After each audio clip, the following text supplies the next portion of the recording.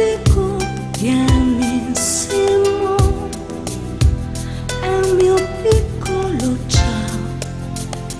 sottovoce, così nessuno capirà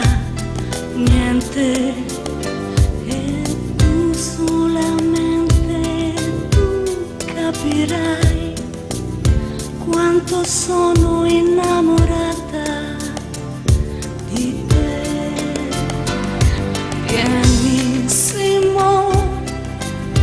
devo dirlo, pianissimo, questo piccolo ciao